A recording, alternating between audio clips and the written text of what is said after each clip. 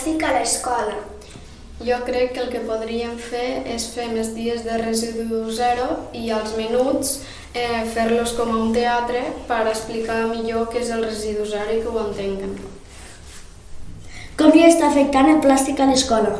Jo crec que li està afectant malament perquè hi ha molts de plàstics per en terra i hi ha gent que no ho tira a la basura.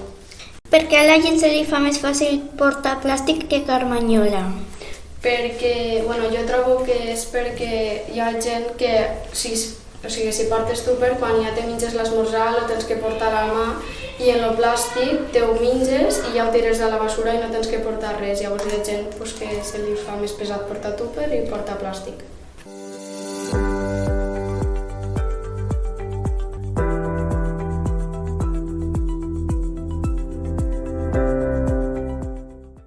Per què a la gent se'ls fa més fàcil portar plàstic que carmanyola? Perquè així no els cal comprar la carmanyola, limpiar-la, portar-la al col·le, tornar a preparar-se a l'esmorzar.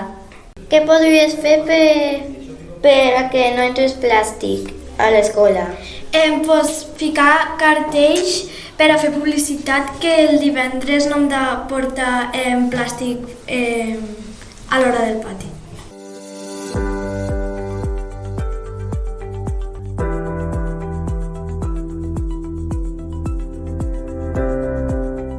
Com li està afectant el plàstic a l'escola?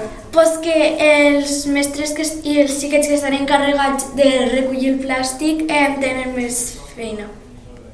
Què podem fer perquè no entre plàstic a l'escola?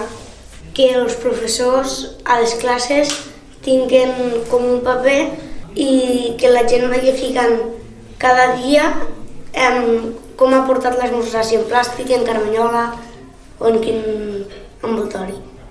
Què podries fer per que a l'escola no entrés plàstic?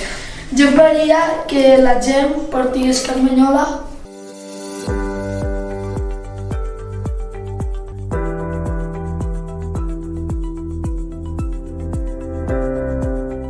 Per què a la gent se li fa més fàcil portar plàstic que carmanyola?